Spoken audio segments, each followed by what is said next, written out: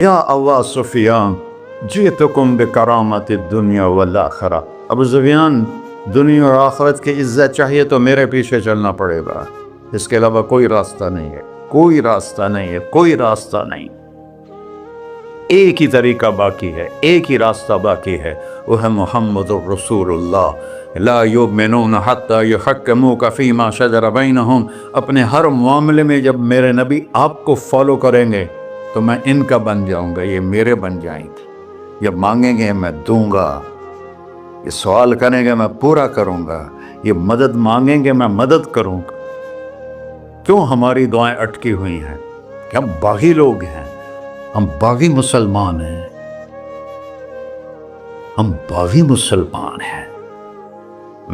شام پہ پہلا اٹیک ہوا، عمرو بن عاص رضی اللہ تعالیٰ عنہ، 8,000 کا لشکر، ان کو روم کو خبر ہو گئی تھی تو انہوں نے 1,00,000 کا لشکر بھیج دیا تھا۔ جرجیس اس کا سالار تھا، رومن بادشاہ کا بھائی، تو وہ 8,000 1,00,000 نے ان کو گھیرے میں لے لیا۔ تو حضرت واصلہ رضی اللہ تعالیٰ عنہ اس جنگ میں شریک ہیں، وہ کہتے ہیں کہ ہمیں یقین ہو گیا آج ہماری قبریں یہاں بنے گی۔ اور عرب کی عادت تھی جنگ میں شعر پڑھتے تھے ابھارنے کے لیے، لیکن حضرت واصلہ فرماتے ہیں اس دن ہمیں شعر بھول گئے، ہماری زبان پہ ایک لفظ تھا، یا رب محمد انصر امت محمد، اے رب محمد امت محمد کی مدد فرما۔ کہ یہ ہماری زبان پر تھا، تلوار ہاتھ سے چل رہی تھی، زبان اللہ کو پکار رہی تھی۔ حضرت عبداللہ بن عمر، حضرت عمر کے بیٹے بھی اس جنگ میں شریک ہیں، فرماتے ہیں جب سورج ڈھلا تو ہم بار بار آسمان کو دیکھ رہے تھے، میں نے جب اوپر نگاہ دوڑائی تو میں نے دیکھا انفرجت فی السماء فرجۃ، آسمان کا دروازہ کھل گیا، وخرجت منہا خیول شہب، اور اس سے شہابی رنگ کے گھوڑے اور ان کے اوپر سوار، ان کے سروں پہ سفید پگڑیاں، اور سب سے آگے ایک سوار تھا جس کے ہاتھ میں لمبا نیزہ تھا، وہ وہاں سے پکار رہا تھا، ابشروا یا امت محمد، اے امت محمد تمہیں بشارت، قد اتاکم اللہ بالنصر، اللہ تمہاری مدد کو آ گیا۔ فرماتے ہیں وہ ایسے آئے اور ہمارے اندر غائب ہو گئے، اور آدھے گھنٹے بعد 1,00,000 کا لشکر دوڑ رہا تھا 8,000 کے سامنے۔ کبھی ہم بھی تم میں بھی چاہا تھی، کبھی ہم بھی تم میں بھی راہ تھی، کبھی ہم بھی تم بھی تھے آشنا، تمہیں یاد ہو کہ نہ یاد ہو۔ میرے نبی کی زندگی مکمل نمونہ ہے، مکمل، اس کو فالو کرنا ہے۔ پھر بلڈر بنو، ذمہ دار بنو، پھر ڈاکٹر بنو، پھر تاجر بنو، سائنسدان بنو، عورت ہے مرد ہے جو بھی ہے، کامیابی اس کے ماتھے کا جھومر بن جائے گا کہ وہاں ایک ہی سکہ چلتا ہے، وہ محمد رسول اللہ۔ تو بھائیو، مجھے یہی مختصر بات کرنی تھی کہ اس دنیا کے پیچھے ان دو ہستیوں کو پیچھے نہ کرو، ان کو ناراض نہ کرو۔ یزید نے اہل بیت کا خون کیا، اور اتنا بڑا واقعہ ہے کربلا کہ دنیا کی تاریخ میں نہ پہلے کبھی ہوا نہ بعد میں کہ رسول کی نسل کے 18 نوجوان ذبح کر دیے جائیں۔ یزید 90 لاکھ مربع میل پہ حکومت، 90 لاکھ مربع میل، ٹھیک، 42 سال کی عمر میں مر گیا۔ اس کا بیٹا معاویہ بن یزید رحمت اللہ علیہ 22 سال کی عمر میں تخت پر بیٹھا۔ باپ نے 3 بر اعظم میں حکومت پھیلائی ہوئی ہے، دادا نے پھیلائی تھی، باپ نے اس کو بڑھایا۔ یزید کے زمانے میں بھی فتوحات ہوئی، اب یہ 3 بر اعظم پر اس نوجوان کی حکومت ہے۔ یہ بلڈر نہیں ہے، یہ بادشاہ آج کل کے صدر وزیر نہیں ہیں، 2 ٹکے کی ان کی قیمت کوئی نہیں ہے، مطلق بادشاہ ہے۔ 40 دن حکومت کی اور سارے خاندان کو بلایا اور کہنے لگا، اب تصور کرو 22 سال کا ایک شہزادہ ہو، وہ 3 بر اعظم اس کے سامنے ایسے جھکا ہوا ہو تو اس کو کیسے آپ میئر کر سکتے ہیں؟ جبکہ کاغذ کے نوٹ نہیں تھے، سونا تھا، چاندی تھی، ہیرے تھے، اصل دولت تھی۔ یہ کاغذ کوئی دولت ہے؟ یہ تو یہودیوں نے آپ کو بیوقوف بنایا ہوا ہے۔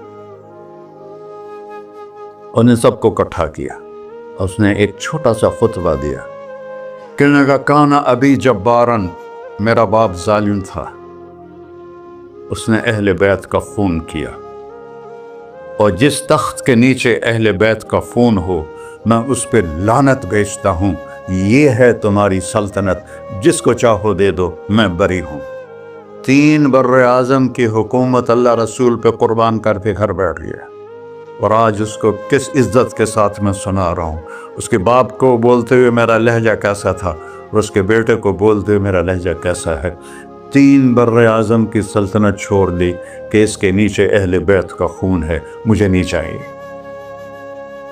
تو اللہ اور اس کے رسول کو راضی کرنے کے لیے بڑے سے بڑا سودا بھی سستا ہے، بڑے سے بڑا سودا بھی سستا ہے۔ ایک صحابی آئے، یا رسول اللہ، میرا پڑوسی ہے، اس کی کھجور ایسے میرے گھر میں آتی ہے، اس پر جب پھل پکتا ہے تو وہ گرتا ہے، میرے چھوٹے چھوٹے بچے اٹھا کے کھانے لگتے ہیں، ادھر سے بھاگ کے آتا ان کے منہ سے نکال لیتا ہے۔ اس کی تو محنت کریں کہ اتنی سخت، وہ منافق تھا، اس کی اتنی سختی نہ کرے۔ تو آپ نے اسے بلایا، کہا بھائی ایک سودا کرتے ہو؟ کہا جی، یہ کھجور مجھے دے دو اور میں جنت میں کھجور دن لے کے دیتا ہوں۔ کہنے لگا یا رسول اللہ، کوئی اور آپ فرماتے تو میں ضرور حاضر کر دیتا، یہ کھجور تو مجھے میرے بچوں کو بہت پسند ہے، میں تو معافی چاہتا ہوں۔ اٹھائی منافق، تو اس نے معافی مانگنی تھی۔ وہاں ایک صحابی بیٹھے تھے، ابو الدحداح، جو وہ چلا گیا تو کہنے لگے یا رسول اللہ، اگر میں آپ کو یہ کھجور لے کے دے دوں تو مجھے جنت میں کھجور لے کر دیں گے؟ کہنے لگے ہاں، سودا پکا ہے۔ تو وہ گیا اس کے پیچھے، کہنے لگا بھائی کھجور بیچو گے؟ کہا نہیں۔ کہہ رہے بھائی بیچ دو۔ ارے جا، میں نے رسول اللہ کو نہیں بیچی، تجھے کیسے بیچوں گا؟ انہوں نے کہا منہ مانگی قیمت لے لے۔ منہ سے بول کیا لینا چاہتا؟ ابو الدحداح کا باغ تھا تیار، 600 کھجوریں، میں ذمہ دار ہوں، مجھے پتا ہے کہ 600 کھجوروں کی کتنی قیمت ہوتی ہے۔ جیسے آپ بلڈنگ کو جانتے ہیں، میں نہیں جانتا، آپ ذمہ داروں کو نہیں جانتے، میں جانتا ہوں۔ 600 کھجوروں کا باغ۔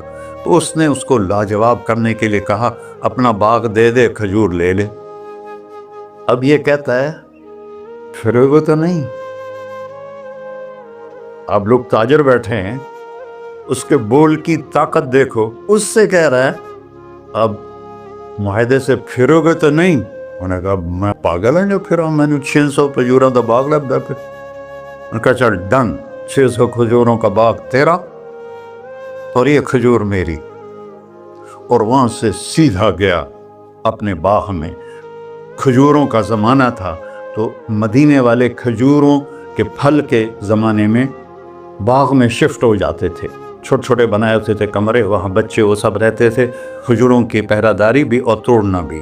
تو وہ ہائے قربان جاؤں نبی کے صحابہ پر، وہ باغ میں اندر نہیں گئے، باہر کھڑے ہو گئے کہ کہیں نیت نہ بدل جائے، اتنا بڑا باغ دیتے ہوئے۔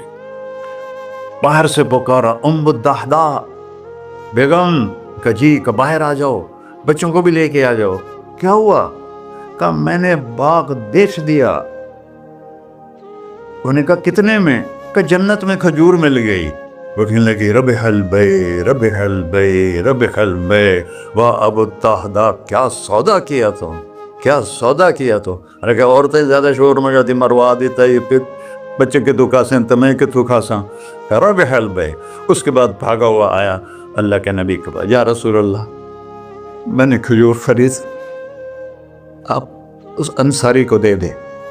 تو آپ نے پوچھا کتنے میں خریدی ہے؟ کہ سارا باغ دے دیا ہے، کھجور لے لی۔ آپ نے کہا پہلا سودا کینسل، کم من عذق رداح ودار فیاح لأبی الدحداح۔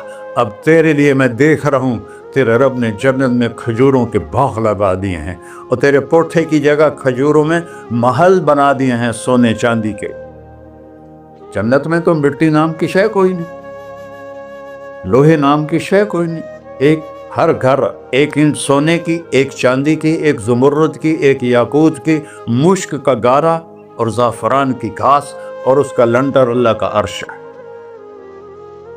تو سودے کر گئے، اب سب کچھ کرو لیکن اللہ رسول کو پیچھے نہ چھوڑ، کیونکہ ہمیشہ تو زندہ نہیں رہنا، چلے جانا ہے۔